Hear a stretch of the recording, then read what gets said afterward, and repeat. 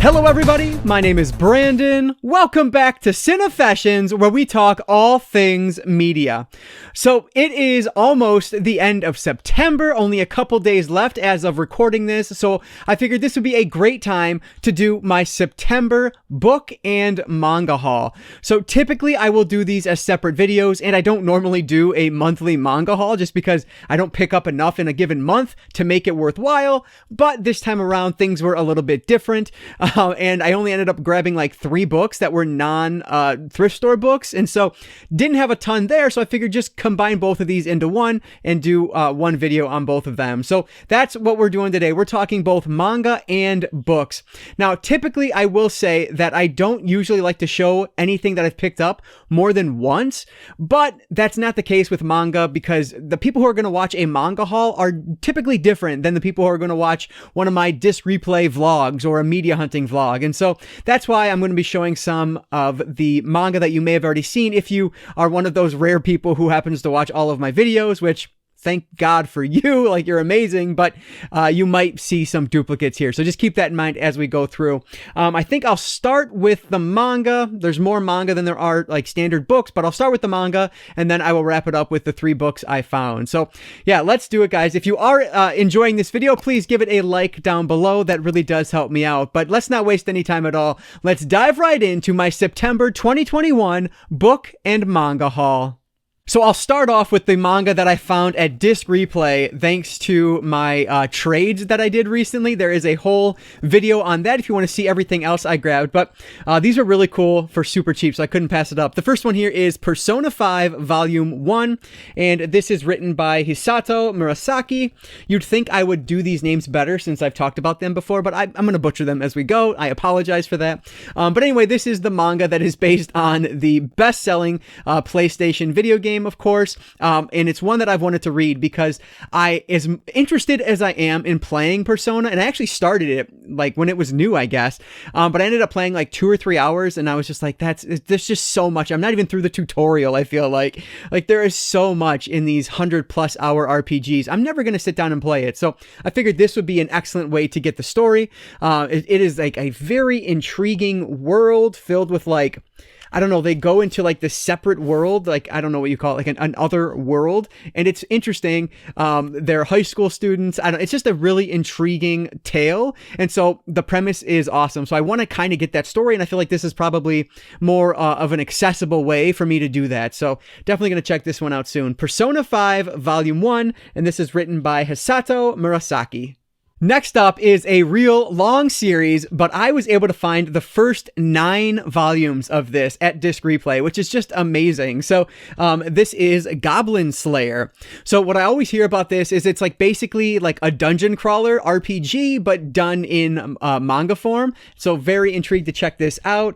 I believe there might be some adult content, so I'm gonna try to find a page that does not have anything on there. I've not read any of these yet, but they are on the list. I want to do a full like vlog on reading all 9 of these, so that might be coming soon. I need to start that soon because I really want to get through these. This is one that I have wanted ever since I started collecting manga earlier this year. It just looked intriguing. I don't know, it looked like a lot of fun, and I've heard good things, and so yeah, we'll check this out. This is art by Kosuke Kurosoi, original story by Kumo Kaguya. So yeah, that's Volume 1, and I guess I'll show through all the covers here because why not? Volume 2, Volume 3, Volume 4, Volume 5, Volume 6, which has to be my favorite one of these first 9. This one looks awesome. Volume 7, which is probably my least favorite of the first 9. Volume 8, and finally Volume 9. So all of the first 9 volumes from the Goblin Slayer series, which I am super excited to dive into and see how they are. Like I said, if you guys would like to see a vlog on this, leave a comment down below. That would kind of give me some more inspiration to do that sooner rather than later. But either way, it's probably going to happen. So yeah, very excited to get around to these. Goblin Slayer Volume 1 through 9. I'll show these next 2 together because they are related to 2 items that I bought in my previous manga haul. It is Day Dark Volume 2 and Soul Liquid Chambers Volume 2. So I have not yet read the first volumes of these, but they were too awesome looking not to grab the second one. And it's an issue where like I don't want to, finish the first volume and then not be able to find the second volume. Day Dark is coming out, new. I don't know how many issues are out or how many volumes are out of Soul Liquid Chambers, but whenever I see a new one of Day Dark, I'm going to pick it up. The art on Day Dark is just fantastic. This is by Q Hayashida, and it's from the Dorohedoro series. I think it's in that same universe, or it is just created. I know it's created by the same person, but I feel like it might be in the same universe. That's what the person at Barnes & Noble is telling me, but look at the detail in that art. It's just fantastic. So yeah, very awesome, like post-apocalyptic, fantastical horror landscape. Like I cannot wait to check this out. And then speaking of post-apocalyptic, this is Soul Liquid Chambers. This one looks awesome too. This is by Nozomu Tamaki. See, like I said, I've said these names before and I'm still butchering them, but yeah, so this was another one that I was very happy to find. I think I found this one cheap as well. This may have actually been a, Second and Charles. This may have been one from Second and Charles that I found, quote unquote used, but they're not really used. They're just, not brand new. And so they put a used sticker on them, but yeah, cool find either way. So yeah, 2 volume 2s as follow-up for the first volumes that I ended up grabbing last month. Day Dark Volume 2 and Soul Liquid Chambers Volume 2. The last 3 volumes are all from the same series, and these were also finds from Disc Replay, but I've not shown these before, so these will be new. I found these recently. I don't remember exactly when. I guess it was within the past couple weeks here. But this series just looks really cool. I've never heard of it before, but it is the Remote series, and so I was able to find Volume 1, Volume 2, and Volume 3 from Remote, and these are written, the story is by Samaru Amagi and art by Tetsuya Koshiba. So this sounds really intriguing to me. I guess there is a serial killer on the loose who is dressed up as a clown. So you have a killer clown, and we are following the police investigator or detective, whatever it is, that is trying to capture this serial killer. So that is right up my alley. I'm all about it. I cannot wait to see how these are. Let's take a look at some of the art here in Volume 1, just to give you guys a good example of what it might look like, if nothing else. So pretty standard art style, but yeah, very cool premise. So I was really happy to find these, and of course I had to grab all 3 because they're super cheap, so why not? So Remote Volume 1, Volume 2, and Volume 3. 3 new ones that I am intrigued to see what they are all about. So that is going to do it for all of the manga I've grabbed in September. So now let's jump over and talk about the 3 books I picked up.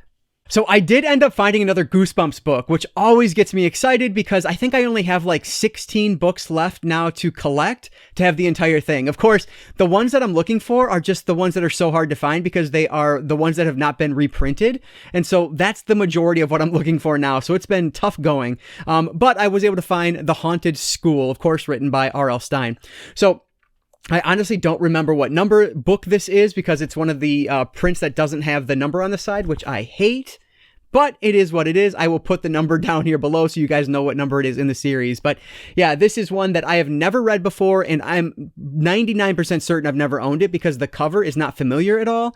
This like silver backing doesn't look familiar either, so I don't know if that's how it was in the original printing or if that was an updated color scheme for the reprint. I don't know, but either way, always excited to find a Goosebumps book I don't own because it's getting harder and harder nowadays. So Goosebumps, The Haunted School, written by R.L. Stine. I believe this was actually a Second and Charles find, which is always cool because it's super cheap, so that's always a good thing. So The Haunted School by R.L. Stine. Another Second and Charles find, and this is a bad movie. It's one of my favorite franchises, but this is just the black sheep of that franchise. This is the Planet of the Apes, and this is the Mark Wahlberg reboot of the series from whatever it was, 2001, I guess. And this is not a good movie. Even as someone who typically likes remakes, likes reboots, and loves Planet of the Apes, I recognize that this isn't a good film, but it is what it is. I knew I had to grab the novelization to it when I saw it because you never know. It might add some interesting things to it. It has the pictures in it, which is always fun. Here's a good shot of a young Marky Mark there, so that's cool. Yeah, so I don't know. We'll see how the novelization compares to the actual film itself. And this one is adapted by William T. Quick. So not an author I recognize at all from the novelizations that I pick up, but maybe you guys do. Yeah. So we'll see if the novelization to the Tim Burton film is any better than Burton's outing, because it is not good. Maybe the book will be better. We'll see. Planet of the Apes, written by William T. Quick. The last book I was able to find in September, also from Second and Charles, is a really cool one because it is like a deep dive into a great film. One of my favorite Carpenter films. Well, I don't know. It's so hard to say that it's a favorite Carpenter because I love so much of Carpenter's work. But anyway, I'm rambling. This is They Live by Jonathan Lethem. So this is, as you can see up here, a deep focus book, a novel approach to cinema. So this is going to take a deep dive into the world of They Live, which I love. And so very intrigued to check this out. I know earlier this year I read, I think it was like in January, I ended up reading the BFI Films classic book on Back to the Future. I didn't like that one at all. It was just super stuffy, super just scholarly, which was not at all what I was looking for. I was wanting something more, I don't know, just something more relatable than what I was getting there. And so I'm hoping that this will fall a little bit more on that side of things as opposed to film school information, which is interesting and cool, but I don't know, it just gets dry. And so I'm hoping this one is done better, which with a movie like They Live, like there's a lot to talk about here. So I cannot wait to see what this is all about. Let me see if I can get so it kind of goes through minute by minute. I'm guessing that's of the film. So like minute 449, going through here, there's some graffiti and text art. I don't know, just kind of like random things. Cheap sunglasses at the 31-minute, 18-second mark. So yeah, very excited for this one. It was just a cool find, and I've never seen this one out before. I did know that this line existed, but never owned one, never actually saw one in person. So when I found this, I knew I had to grab it. So if you guys know anything about this line of books, let me know what you think of them. I know there are a lot of film buffs that watch, and so if you know anything, let me know, because if there's other ones I need from this line, I definitely want to add them to my list. But either way, They Live by Jonathan Lethem, the deep focus. And I don't know if this means it's book number 1 or if that's just their logo. We'll find out eventually here. But either way, a cool ad for the collection, and one that I will actually probably read this year because it helps me fulfill one of my goals for the year. So yeah, awesome find. They Live by Jonathan Lethem. All right, so there they all are, all of the books and the manga that I ended up collecting in the month of September. So yeah, just a really strong month for manga and a kind of so-so month for books, at least in terms of the number of items found. But I think what I did find is really cool, especially that Goosebumps book. I mean, that's always awesome to find. So yeah, let me know down in the comments below if you guys have read any of these manga series at all. Let me know what's good, what's not. I love to hear your recommendations down below because you guys rarely steer me wrong. So thank you for all of that support.